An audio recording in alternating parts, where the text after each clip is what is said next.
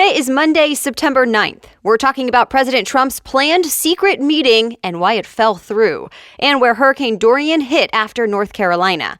Plus, sports drama, a missing spacecraft, and a wedding trend. Welcome to The Newsworthy. All the day's news in less than 10 minutes. Fast, fair, fun, and on the go. I'm Erica Mandy. Thanks so much for being here. You ready? Let's do this.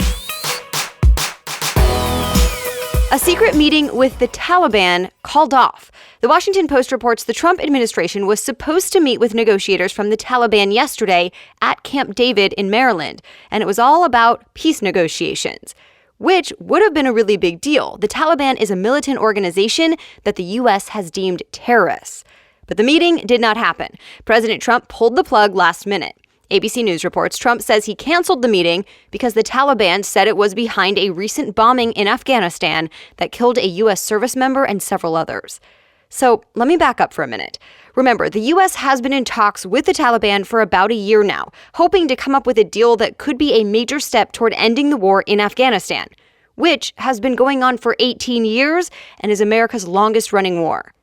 The deal, in general, would have meant the U.S. would pull thousands of U.S. troops out of Afghanistan, and the Taliban would agree not to shelter terrorists.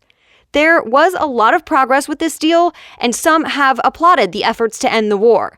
But others have been critical from the start, saying the Taliban cannot be trusted. In fact, just the possibility that Taliban leaders were supposed to be in the U.S. this weekend for that secret meeting has some lawmakers from both parties upset.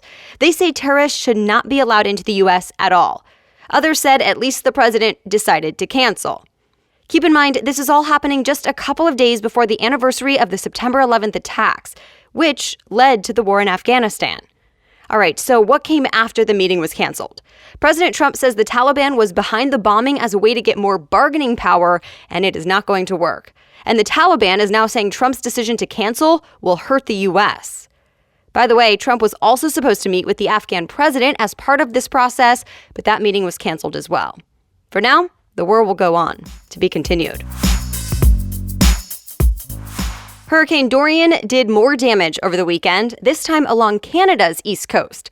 The AP reports it ripped the roofs off of apartment buildings and even took down a huge construction crane. The storm also knocked out power to hundreds of thousands of people. Some in the U.S. still don't have power as well. In fact, before moving on to Canada, Hurricane Dorian did make landfall over North Carolina's Outer Banks on Friday. Some areas have stayed closed since then, with emergency workers having to bring supplies by boat to the hundreds of people who would not evacuate. As of this morning, Dorian is no longer a hurricane. It was downgraded to what's being called a post-tropical cyclone. It has wind speeds at about 65 miles per hour.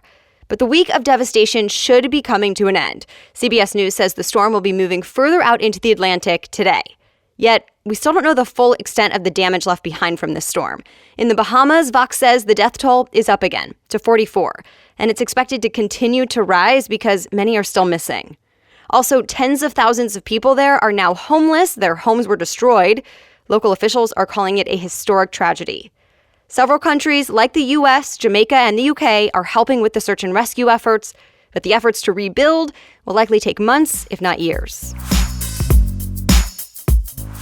Protesters in Hong Kong are now asking President Trump for help. CNN reports tens of thousands of protesters waved U.S. flags while they marched yesterday. Some even sang the U.S. national anthem and carried a banner that read, quote, "President Trump, please liberate Hong Kong." They want U.S. lawmakers to pass a bill that would mean certain penalties against the government there in Hong Kong and in mainland China if certain freedoms aren't provided to the people in Hong Kong. Remember, the city is technically part of China, but it has its own independent government. So these protests started months ago. People are worried Hong Kong is losing some of its freedoms. Demonstrators now have a list of demands for their government. They hope the U.S. will help them. So far, no response from the Trump administration, but in recent weeks, President Trump has warned China's president against using violence on protesters. All right, let's lighten things up with some sports news. A drama-filled weekend for NFL star Antonio Brown, who is known as one of the most talented wide receivers in the league. So first, ESPN reports he's leaving the Oakland Raiders. He was fined for missing some practices, and he clashed with the team's general manager. He also seemed to post a video of his private phone call with the team's coach to YouTube. He ultimately asked to be released from the team, and the Raiders let him go. Then the same day, he signed with the New England Patriots. Brown is on a one-year, $15 million deal now with the Patriots. And CBS Sports says that team is now a Super Bowl favorite. And in other sports news, we have a winner of the U.S. Open. It's 19-year-old Bianca Andreescu from Canada. She is now the first Canadian singles tennis player to ever win a major title. Andreescu called it a dream come true. But her win meant a tough loss for Serena Williams over the weekend. Williams was hoping to get a 24th Grand Slam title, which would have tied the current record. On the men's side, Rafael Nadal won, but it was a nail-biter final, much closer than some people expected. All right, we have much more news ahead, but first, thanks to our sponsor today, HelloFresh, America's #1 meal kit. HelloFresh gives you easy, seasonal recipes and pre-measured ingredients delivered right to your door. So you can say goodbye to endless grocery store trips and unhealthy takeout because HelloFresh makes cooking convenient, enjoyable, and delicious. And I can speak from experience because it's so simple. I actually enjoy the process of cooking for a change. And of course, I enjoy eating it. The meals like chicken cheddar fajitas are so good. Plus, the delivery is flexible for any busy schedules out there. You can skip a week anytime, and there are choices for family, calorie smart, vegetarian, and more. And right now, you can get $80 off your first month of HelloFresh. That's $20 off your first 4 boxes. So get that deal at HelloFresh.com/newsworthy80 and then enter the code newsworthy80. That's HelloFresh.com/newsworthy80 with the code newsworthy80. Now back to the news. India just found its missing spacecraft, but there are still a lot of unknowns. The country was hoping for the first ever landing near the moon's south pole, but the unmanned lunar lander went silent Friday. No one knew what happened to it for about 36 hours. Then NPR reports using thermal imaging, scientists found it, and they say it is on the surface of the moon. Yet we don't know what condition it's in. The spacecraft was supposed to spend several weeks on the moon's surface for research, but at least for now, still no one can make contact with it. India is calling the mission a success anyway, saying it's the 4th nation to land on the moon and the first to land on the moon's south pole. So stay tuned. The Fairphone 3 is meant to be a sustainable smartphone. It's a smartphone meant to be kept for years. In fact, the mantra behind it is repair, don't replace.